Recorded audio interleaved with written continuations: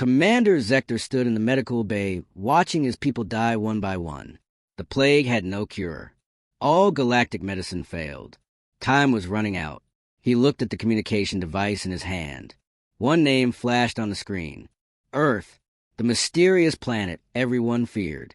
But fear was nothing compared to losing 50,000 lives. He pressed a button. Medical Station Omega-7 floated in deep space far from any major planet. It was supposed to be safe. It was supposed to be peaceful. But 3 weeks ago, everything changed. A strange sickness arrived on a cargo ship. Nobody knew where it came from. The first patient died within hours. Then 10 more. Then hundreds. The alien doctors tried everything. Advanced nanobots failed. Quantum healing pods failed. Even the ancient remedies from the oldest civilizations failed.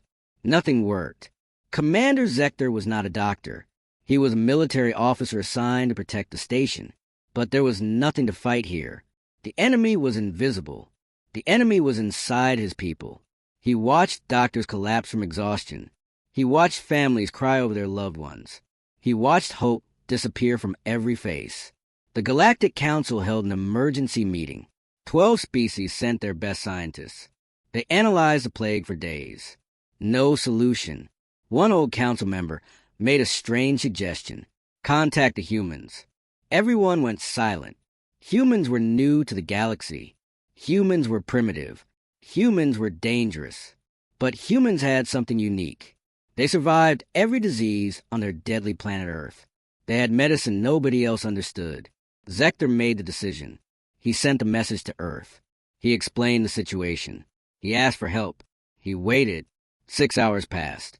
Then a response came. It was simple. Help is coming. ETA 48 hours. Prepare landing zone. Zector felt relief for the first time in weeks. But that relief would not last long. The communication screen flickered to life. A human face appeared. She wore a white uniform with a red cross symbol. Her eyes were calm, but her ship behind her was pure war machine. Commander Zector did not know if he should feel relief or terror. The human woman smiled. This is Captain Maria Rodriguez of the United Human Medical Ship Mercy. We brought your medicine.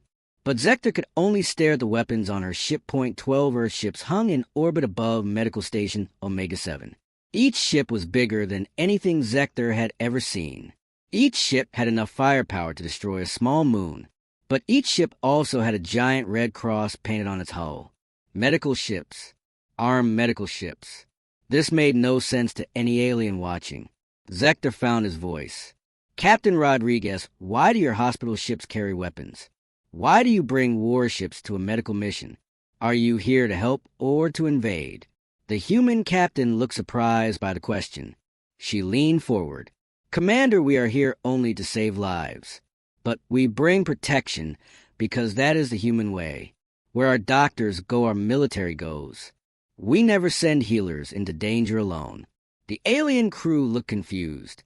One officer asked the question everyone was thinking. But why? Medical ships should be neutral. Medical ships should be safe. Everyone respects doctors. Why do humans not trust us? Captain Rodriguez's face changed. Her smile faded. She looked sad. Commander, let me tell you about Earth history. On our planet, medics were always targeted first in every war. Hospitals were bombed. Doctors were killed. Red cross symbols meant nothing to evil people. We learned a terrible lesson. If you want to save lives, you must be ready to take lives. If you want to heal, you must be able to fight. Zector began to understand. Humans did not bring weapons because they wanted war. They brought weapons because they knew war would come. They brought weapons to protect the innocent. They brought weapons to protect their doctors. This was not aggression. This was wisdom earned through pain. The pirate fleet moved closer, like predators surrounding wounded prey. 8 warships against one helpless medical station. They thought this would be easy. They thought wrong. Captain Rodriguez stood on her bridge, watching the enemy approach. Her crew was ready. Her weapons were ready. The pirates were about to learn the most important rule in the galaxy. Never threaten human doctors. The pirate leader opened a communication channel. His face was ugly and scarred. He smiled, showing sharp teeth. Attention medical station. Surrender now. Give us your supplies. Give us your medicine. Give us everything or we destroy you and everyone inside. You have 2 minutes to decide. The channel closed. Commander Zector looked at Captain Rodriguez with desperation. We must give them something. We cannot fight. We have dying patients. Please. But Captain Rodriguez did not move. She simply raised her hand and opened a channel to the pirate ship. This is Captain Maria Rodriguez of Earth Medical Fleet. You have 60 seconds to leave this area. After that, we will consider you a hostile threat to our patients. We will respond with extreme force. Leave now. The pirate leader laughed. He actually laughed. You are doctors, not soldiers. You cannot stop us. We are 8 ships. You are alone. Surrender or die. Rodriguez looked at her weapons officer. He nodded. She looked back at the screen. Her voice was ice cold. We gave you a chance. You chose violence. Threat neutralized. She closed the channel. Then she gave the order. All ships fire at will. Protect the patients at all costs. What happened next shocked every alien on the station. The 12 Earth ships transformed before their eyes. Hidden panels opened, revealing massive weapons. Point defense systems activated. Railguns charged with blue energy. Missile bays released hundreds of warheads. The hospital ships became death machines in seconds. The pirates had no time to react. Earth weapons moved faster than anything in the galaxy. Plasma beams cut through 3 pirate ships instantly. Missiles destroyed 2 more before they could raise shields. The remaining 3 pirates tried to run. Too late. Earth fighters launched from carrier bays. Small, fast, deadly. They hunted down the fleeing ships like wolves chasing rabbits. Suspense ending. 3 minutes. That was how long the battle lasted. 3 minutes to destroy an entire pirate fleet. Commander Zector stood frozen. His officers stood frozen. Everyone watched in absolute silence. The space around the station was now filled with burning pirate debris. Not one Earth ship had a scratch. Captain Rodriguez turned to face Zector through the screen. Now, Commander, let us begin the real mission. My medical teams are ready to save your people. Zector could barely speak. What are you? Rodriguez smiled gently. We are Doctor's Commander. But we are also human. And humans protect those who cannot protect themselves. The first medical shuttle launched toward the station. But Zector noticed something that made his blood run cold. The doctors coming down were wearing 2 symbols. A red cross and a military rank. The medical shuttle doors opened with a hiss. Dr. Sarachin stepped onto medical station Omega 7, carrying a silver case in one hand and a weapon on her hip. She was a healer. She was a soldier. She was human.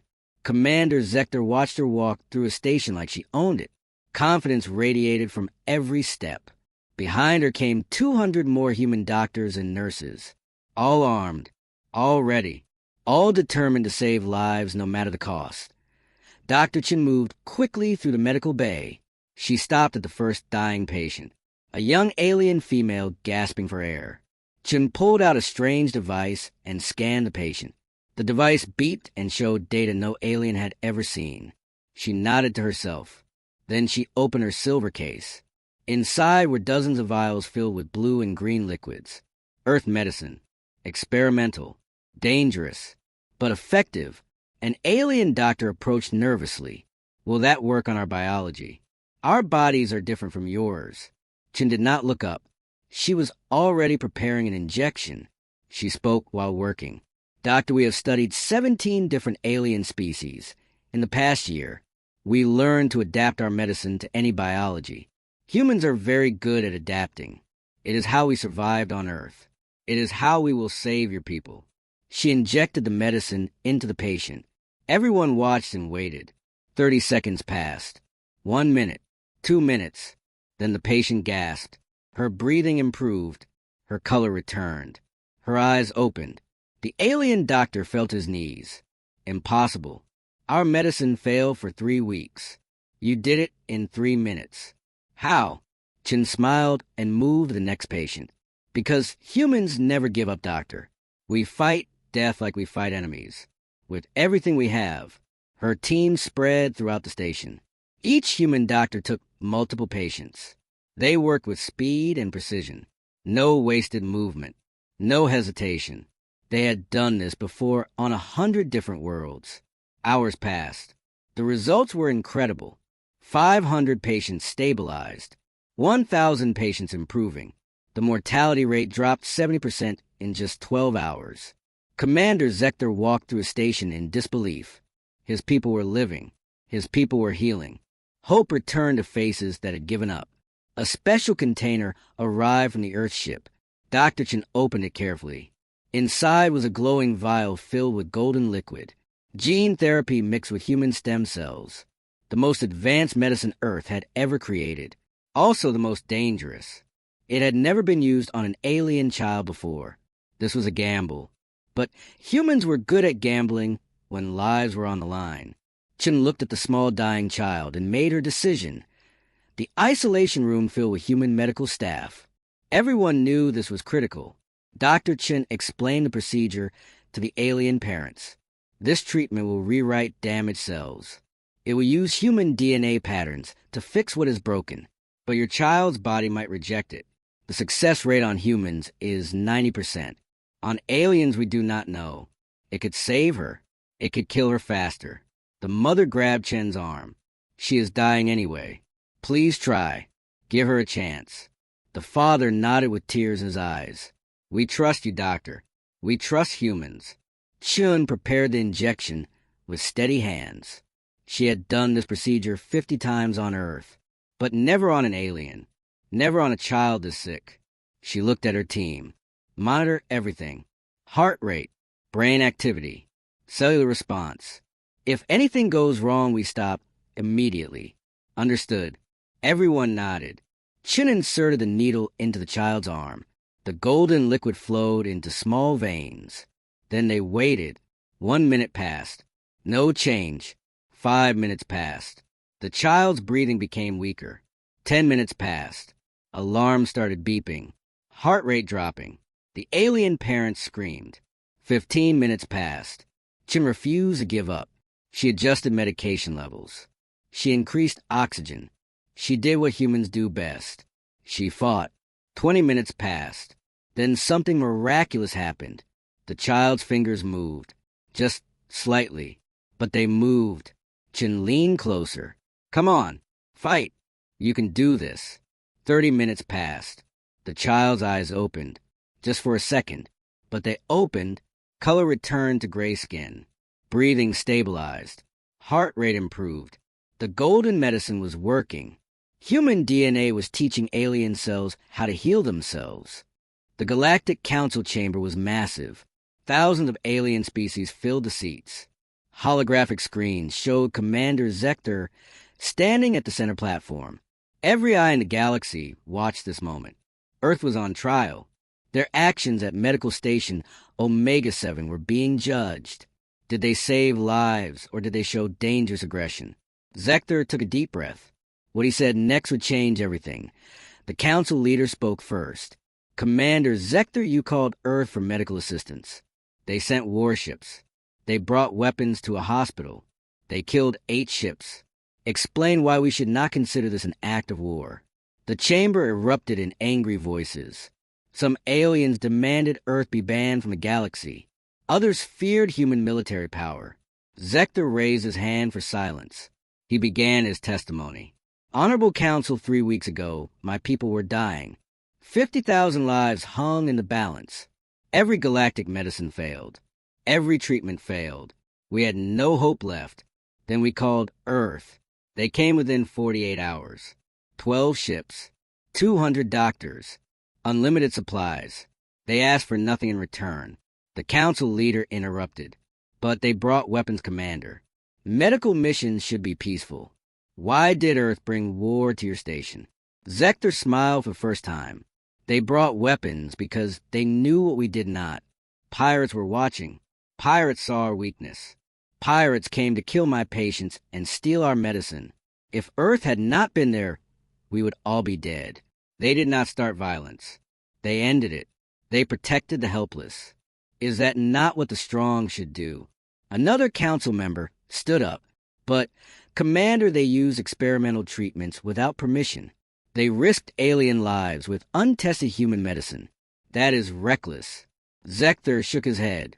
They saved 49,847 lives in 72 hours, including my niece, a child your doctors declared dead. Human doctors brought her back to life. If that is reckless, then I pray more species become reckless like humans. The chamber went silent. Zector continued. I have studied Earth history since they helped us. Do you know what I learned? Humans have a saying. Those who can must protect those who cannot.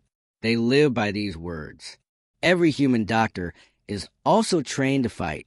Every human hospital ship is also a fortress. They do not do this because they love war. They do this because they love life.